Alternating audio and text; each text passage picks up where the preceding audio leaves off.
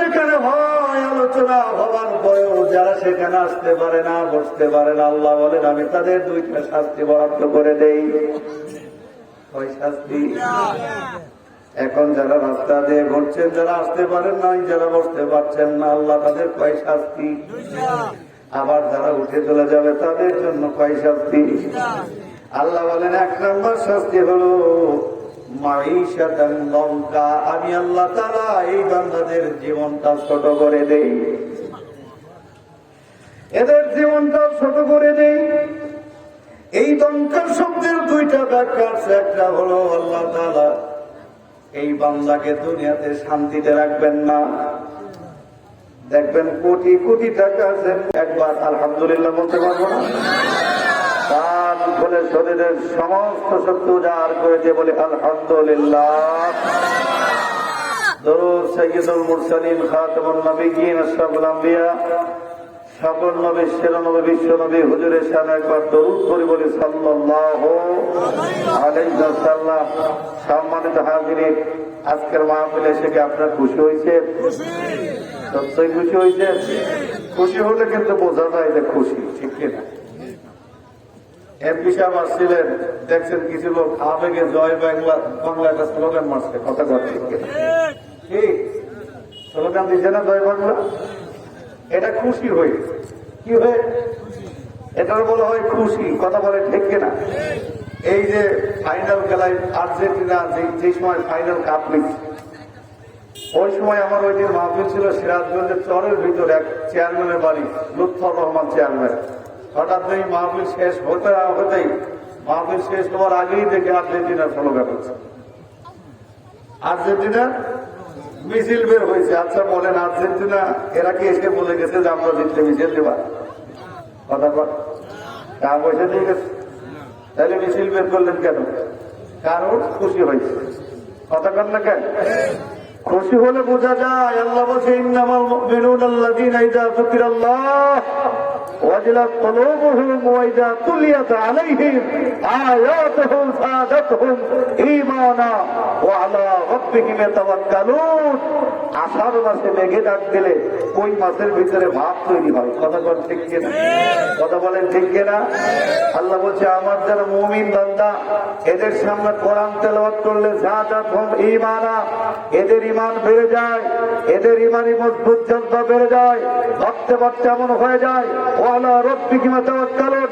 আল্লাহর বান্দা তামাম পৃথিবী একদিকে, বান্দা একদিকে, তামাম পৃথিবী একদিকে, আল্লাহ একদিকে।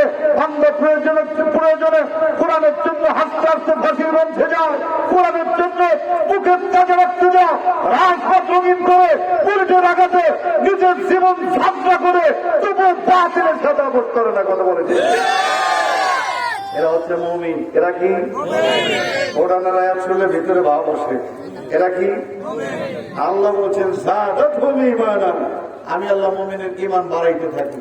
যদি কোরআন শুনে ঈমান বাড়ে, বুঝতে হবে যে ঈমানের ব্যাটারিতে এখনো চার্জ কিছু আছে। আর যদি কোরআন শুনে ভিতরে কিছুই না মনে হয়, তাহলে মোবাইল দেখছেন না, ব্যাটারি মোবাইল ফেলে রাখলে ব্যাটারি কি হয়? এইটার আবার চার্জে লাগালে চার্জ নেয় না। কথা বলেন ঠিক কিনা? এইটা খুলে আমার মেকারের কাছে নিয়ে যায়, দেখবে যে এইভাবে আল আছে, পিন আছে, এই পিনই ডাইরেক্ট মারে। কি মারে? তারপরও চার্জ ওঠে না। কথা বলেন ঠিক কিনা? এদের ব্যাটারি ফিউজ হয়ে যায়। আল্লাহ বলছে মুমিনেরও ব্যাটারি আছে, ঈমান কমে বাড়ে। ঈমান কি হয়? ঈমান কমে বাড়ে। আল্লাহ বলছেন ঈমান কমতে কমতে যদি এমন অবস্থা হয়ে যায়, আমি আল্লাহ তাআলা শেষ পর্যায়ে কি করি? খাতামাল্লাহু আলা কুলুবিহিম ওয়া আলা সামঈহিম ওয়া আলা আবসারিহিম গিশাওয়া। ঈমান কমতে কমতে বান্দার এমন অবস্থা হয়ে যায়, আমি আল্লাহ ফাইনালি ডিসিশন দিই, বান্দার অন্তরের উপরে আমি আল্লাহ মোহর মেরে দিই। কি মেরে দিই? আমি আল্লাহ তাআলা সিলগালা করে দিই। তখন আর কোরআনের কথা ভালো লাগে না, তখন আর হুজুরদের কথা ভালো লাগে না, তখন কোরআনের বিরোধিতা করা, হুজুরদের বিরোধিতা করা, কোরআনের মাহফিল বন্ধ করেই মজা পায়। কথা বলেন ঠিক কিনা? তখন কোরআনের মাহফিল বন্ধ করে মজা পায়, কারণ আল্লাহ বলছে আমি আল্লাহ মোহর মেরে দিছি। এরা দেখেও দেখে না, শুনেও শোনে না, ঠিক কিনা? কোরআনের চাইতে উত্তম কিছু পৃথিবীতে হতে পারে? আপনার কোরআন শরীফের একটা রেহাল বানান, মাদার কাঠ দিয়ে, কি কাঠ? শিমুল কাঠ। যেটা মুরব্বীরা বলে যে 100 বছরের শাড়ি হয়, কথা বলে ঠিক কি? এটা যে খাট বানায় না কি মানুষ? কি বানায়? মেজের কাঠি বানায়, কথা বলে ঠিক কি? আগে চলতোই না, এখন কুষ্টিয়া বিআরবি কেবল এই যে চোরহাটের এই পাশে ম্যাচ কোম্পানি বানাইছে, এখন ওখানে নেয়, কথা বলে ঠিক কি না? এইটা দিয়ে মানুষ যখন কোরআন শরীফের রেহাল বানায়, তখন মানুষ যতবার কোরআন পড়ে ততবার এই রেহালের সময় থাকে। কাঠের দাম নাকি কোরআনের সাথে থেকে দাম হয়ে গেছে? কথা বলেন কোরআনের সাথে থেকে দাম হয়ে গেছে, কথা বলে ঠিক কিনা? এই জন্য কোরআনের কাছে আসলেই দাম, কোরআন থেকে দূরে চলে গেলে বদনাম, কথা বলে ঠিক কিনা? এই জন্য কোরআনের কাছে আসতে হবে কিনা? বলেছেন কে? আল্লাহ তাআলা বলেন, কুল বিফাদলিল্লাহি ওয়া বিরাহমাতিহি ফাবিযালিকা ফালইফরাহু হুয়া খায়রুম মিম্মা ইয়াজমাউন। জোরে বলেন আল্লাহু আকবার। আল্লাহ তাআলা বলেন, নবী আপনি বলে দেন, আপনি শোনা দেন, আপনি ঘোষণা করে দেন, আপনি আমার মেসেজটা মানুষের কাছে পৌঁছা দেন। আমি আল্লাহ তাআলা আমার বান্দার জন্য, আপনার উম্মতের জন্য যত বড় রহমত আমি আল্লাহ তাআলা করেছি, যত করুণা করেছি, আমি আল্লাহ যত দয়া করেছি, আমি আল্লাহ যত ইহসান করেছি, আমি আল্লাহ যত নিয়ামত দিয়েছি, নবী আপনি বলে দেন এই নিয়ামতের মধ্যে সর্বশ্রেষ্ঠ নিয়ামত হলো আমি আল্লাহ তাআলা বান্দার জন্য কোরআন নাজিল করেছি। বলুন সুবহানাল্লাহ। কাজেই যারা কোরআন পাবে, কোরআনের মাহফিল পাবে, কোরআনের স্লোগান পাবে, কোরআনের আন্দোলন পাবে, কোরআনের ডাক যখন বান্দার কাছে আসবে, আল্লাহ বলেন ফালইফরাহু, বান্দা তুমি আনন্দিত হয়ে যাও, খুশি হয়ে যাও, আনন্দিত হয়ে যাও, খুশি হয়ে যাও, তোমরা উল্লাস করে কোরআনের মাহফিলে গিয়ে যোগদান করো। কারণ কি? কারণ হলো হুয়া খায়রুম মিম্মা ইয়াজমাউন। তামাম পৃথিবীর বুকে যত মিছিল, মিটিং আছে, আড্ডা আছে, যত কর্মসূচি আছে, আল্লাহ বলেন সবচাইতে উত্তম কর্মসূচি হলো কোরআনের কর্মসূচি। আমার বন্ধুরা, আল্লাহ তাআলা বলেন বান্দা কোরআনের কর্মসূচি হচ্ছে, সেখানে আসতে হবে না যেতে হবে? কিছু লোক দেখবেন কোরআনের হক কথা শোনার পরে মনটা বেজার হয়ে যায়, আছে কিনা? মন যাদের বেজার হয়ে যায়, বুঝতে হবে ওইটা আবু জাহেলের গোষ্ঠী ছাড়া আর কেউ না, আছে না?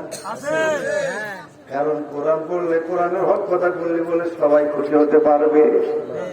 পারবে? কারণ কোরআনের মধ্যে সব আছে। সুদের কথা বললে সুদ করে বেজার হবে কি হবে না? ঘুষের কথা বললে ঘুষ করে বেজার হবে কি হবে না? দুর্নীতির কথা বললে দুর্নীতি করছে, দুর্নীতি বেজার হবে কি হবে না? এই জন্য কোরআনের কথা শোনার পরে দেখবেন যাদের মনটা বেজার হয়ে যায়, যারা উঠে চলে যায়, বুঝতে হবে ওইটা হলো নমরুদ আর আবু জাহেলের গোষ্ঠী ছাড়া আর কিছু হতে পারে না। আল্লাহ তাআলা বলেন ওমান আ'রাদা আন যিকরি ফাইন্না লাহু মাঈশাতান দানকা ওয়া নাহশুরুহু ইয়াওমাল কিয়ামাতি আ'মা। জোরে বলেন আল্লাহু আকবার। আল্লাহ তাআলা বলেন আমার কোরআনের আলোচনা যেখানে হয়, কোরআন থেকে আলোচনা তুলে ধরার পরেও যারা ওখান থেকে চলে যায় বা রাস্তা দিয়ে ঘোরাফেরা করে আল্লাহর কোরআনের মাহফিল আসতে পারে না, আসতে না? কিছু লোক রাস্তা দিয়ে ঘুরছে না? ভাই আপনাদের পায়ে ধরে বলি, ভাই বাসায় গিয়ে ঘুমান, অন্যথায় এখানে আসেন, তবু আপনি বাঁচবেন, ঠিক কিনা? ভাই বাসায় গিয়ে ঘুমান, তবুও তো বলা যাবে যে না কোরআন মাহফিলে যাই নাই, ঠিক? আল্লাহ তাআলা বলেন ওমান আ'রাদা আন যিকরি ফাইন্না লাহু মাঈশাতান দানকা। কোরআনের আলোচনা যেখানে হয়, আলোচনা হওয়ার পরেও যারা সেখানে আসতে পারে না, বসতে পারে না, আল্লাহ বলেন আমি তাদের দুইটা শাস্তি বরাদ্দ করে দেই। ওই শাস্তি এখন যারা রাস্তা দিয়ে ঘুরছেন, যারা আসতে পারেন নাই, যারা বসতে পারছেন না, আল্লাহ তাদের কয় শাস্তি। আবার যারা উঠে চলে যাবে তাদের জন্য কয় শাস্তি। আল্লাহ বলেন 1 নম্বর শাস্তি হলো মাঈশাতান লঙ্কা, আমি আল্লাহ তাআলা এই বান্দাদের জীবনটা ছোট করে দেই, এদের জীবনটা ছোট করে দেই। এই দঙ্কার শব্দের দুইটা ব্যাখ্যা আছে। একটা হলো আল্লাহ তাআলা এই বান্দাকে দুনিয়াতে শান্তিতে রাখবেন না। দেখবেন কোটি কোটি টাকা আছে, কোরআনওয়ালাদের দেখতে পারে না, আমার আল্লাহ তাআলা এদেরকে অশান্তি ঢোকায় রাখছেন। আমরা মনে করি লোকটা মনে হয় কত শান্তিতে, কিন্তু এর চাইতে অসুখী আর পৃথিবীতে কেউ না। চলে আসবে এখন একাই কত ঠিক কিনা আনার জন্য আয়াতগুলি বলতেছি। সভাপতি সাহেব বসেন, একাই চলে আসবে। দোকানেরা বেচতেছে থাক, যারা আসবে যে শোনার পরে চলে আসবে, রাগ করে বন্ধ করার দরকার নেই। কষ্ট হচ্ছে আপনাদের, একটু সময় লাগবে, হবে চলবে। শাস্তি কয়টা? আমরা তো মনে করি মনে হয় কোটি কোটি টাকার মালিক, মনে হয় ভালোই আছে, তাই না? আল্লাহ বলেন শান্তি কেমনে দেখো, কোটি টাকার মালিক কোরআনওয়ালাদের দেখতে পারে, হুজুরদের দেখতে পারে না। বেতন পায় 5,000, ঘুষ খায় 20,000, আছে কি নাই? সারাদিন অফিস করে বাসায় আসছে, আসার পরে একটু খেদমত পাবে, আদর পাবে, কিন্তু তাকায় থেকে বউ পেট ধরে কান্দে, কয় পেটের জ্বালাই মোলাম। বইয়ের কাছে যেতে না যেতে খবর আসলো আপনি কই, কেন কি হয়েছে? কয় আপনার সুন্দরী মেয়েটা তো একটা রিক্সাওয়ালার হাত ধরে চলে গেছে। কোটি টাকার মালিক, ওর সামনে রিক্সাওয়ালা প্যান্টের লুঙ্গিটা ঢিল দিয়ে 3 প্লেট 4 প্লেট খানা খায়, ওর শুধু টাকা টাকা দেখে। সকালে একটা টোস্ট, দুপুর একটা ডিম পৌঁছা, রাত্রে 1 গ্লাস জুস খেয়ে ঘুমায়। খাবার সামনে আছে কিন্তু খাবার খাইতা নাই। এর চাইতে বড় সত্যি আর পৃথিবীর বুকে হতে পারে না, দেখে না। আল্লাহ বলেন এটা হলো দুনিয়ার অশান্তি। আর কবরে যখন রাখা হবে, আল্লাহ বলেন এই যে ছোট করে দেওয়া, জীবনটা ছোট করে দেওয়া, শান্তি ঢোকায় দেওয়া, এই দমকা শব্দের দুইটা ব্যাখ্যা। একটা হলো ছোট করে দেওয়া, এই ছোট আবার 2 ভাবে, একটা হলো দুনিয়াতে অশান্তি দিবে, আর একটা হলো কবরে যেই দিন রাখবে, কবরের মাটি 2 পাশ থেকে এমন ভাবে চাপ দিবে, বান্দার একটা পাথরের ঘাড় আর একটা পাথরের মধ্যে ঢুকে যাবে। এই হলো একটা। আর 2 নম্বরে হলো অনেক শুরু হয়ে আমার কিয়ামতি, আমার কিয়ামতের ময়দানে আল্লাহ তাআলা তাদের অন্ধ করে তুলবেন। কি করে? কাদেরকে? যারা কোরআন থেকে দূরে। আল্লাহ বলেন আমি আল্লাহ এদেরকে অন্ধ করে তুলবো। বান্দা সেই দিন বলবে ক্বালা রাব্বি, হে আমাদের আল্লাহ, লিমা কেন হাসরতানি, আমাদের হাসর নাসর করাচ্ছ আমা, অন্ধ করে। অকদ কুনতু বাসীরা, অথচ দুনিয়ায় থাকতে আমাদের 2টা চোখ ছিল। চোখ আছে কি নাই? আপনাদের আছে কি নাই? অর্থাৎ একটু আগেই যে কাজ ঘটে গেছে। বলবে আল্লাহ আমাদের 2টা চোখ ছিল, একটু আগেই চোখ ছিল, এখন চোখ নাই কেন? কারণ আল্লাহ সেদিন কি বলবেন সেটাও কোরআন শরীফের মধ্যে সুন্দর করে বলে দিয়েছিলেন। ক্বালা কাযালিকা আতাতকা আয়াতুনা ফানাসিতাহা ওয়া কাযালিকাল ইয়াওমা তুনসা।